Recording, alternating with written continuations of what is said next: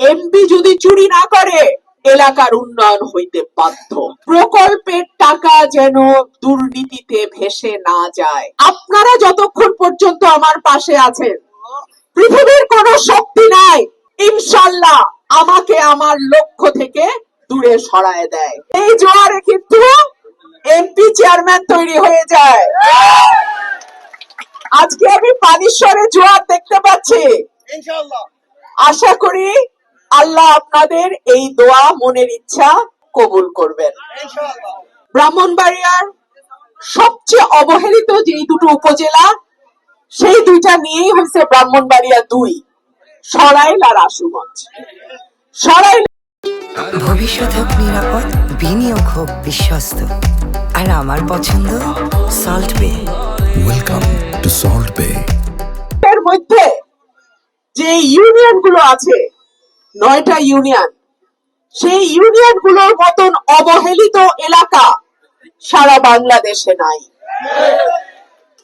একটু আগে যিনি বক্তব্য দিচ্ছিলেন, তিনি তার কথায় বললেন বিএনপি কখনো জোটে দেয়, আওয়ামী লীগও তাদের জোট সঙ্গীকে দেয়।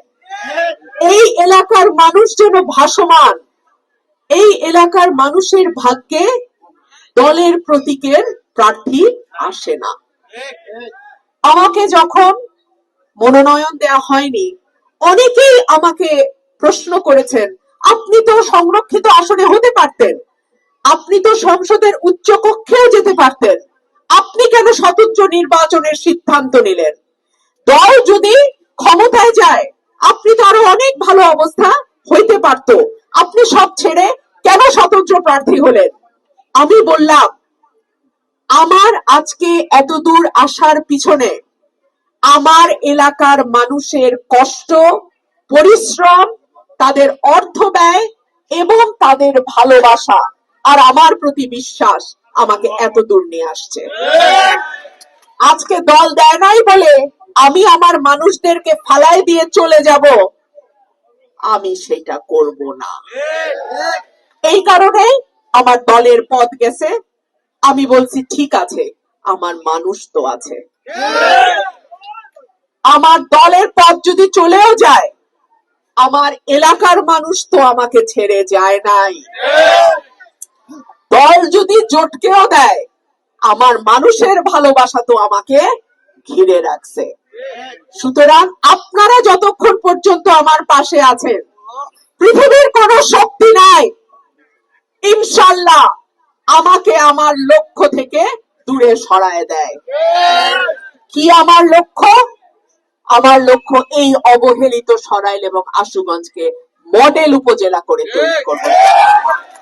আপনারা যদি আমাকে নির্বাচিত করেন, আমার পাশে থাকেন, আপনাদের দোয়া যদি আমার সাথে থাকে, ইনশাআল্লাহ আল্লাহকে সাক্ষী রেখে বলি, এই সবগুলো কাজ আমি নিজের হাতে করব। এবং প্রকল্পের টাকা যেন দুর্নীতিতে ভেসে না যায়। এমপি যদি চুরি না করে এলাকার উন্নয়ন হইতে বাধ্য। এমপি চুরি করলে ঠিকাদার চুরি করে, ঠিকাদার চুরি করলে এমপির চামচারা চুরি করে। এমপি যদি টাকা না চুরি করে, এমপির চামচার বাপের সাধ্য নাই যে এলাকার প্রকল্প থেকে টাকা খায়। আমি যদি সৎ থাকি, এই এলাকার উন্নয়ন কেউ বাধাগ্রস্ত করতে পারবে না।